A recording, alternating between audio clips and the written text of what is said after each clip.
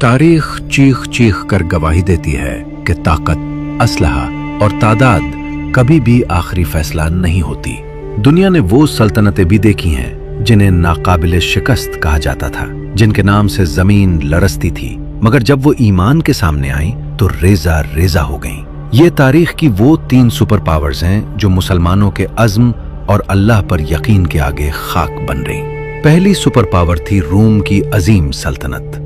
लाखों सिपाही, बेहतरीन हथियार, मुनज़्ज़म फौज और पूरी दुनिया पर रोब। मगर मैदान यरमूक में मंजर कुछ और था।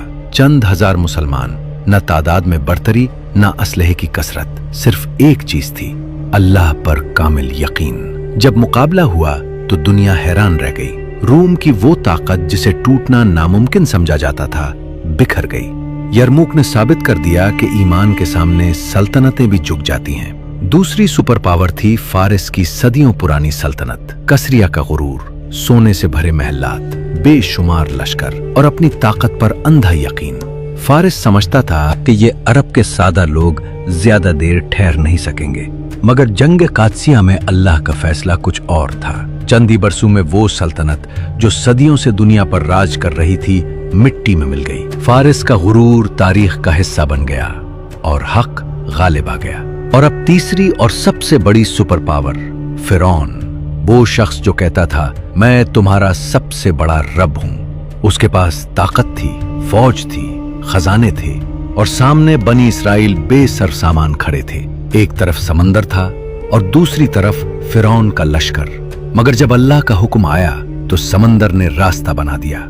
हजरत मूसा अलैहिस्सलाम ईमान के साथ गुजर गए और फिरौन अपनी पूरी फौज समेत हमेशा के लिए गर्क हो गया। ताकत, गुरूर और दावा सब पानी के नीचे दफन हो गया।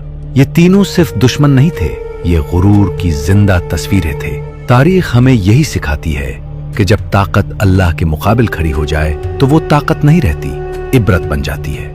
ईमान कमजोर नजर आ सकता है, मगर अंजाम उसी का होता है जो अल्लाह पर भरोसा रखता है। अगर ये वाकयात दिल को छू गए हों तो याद रखें, ये कहानियां सिर्फ सुनने के लिए नहीं, बल्कि समझने और सबक लेने के लिए हैं। हक हमेशा गालिब आता है, चाहे वक्त लगे, मगर फैसला अल्लाह ही का होता है।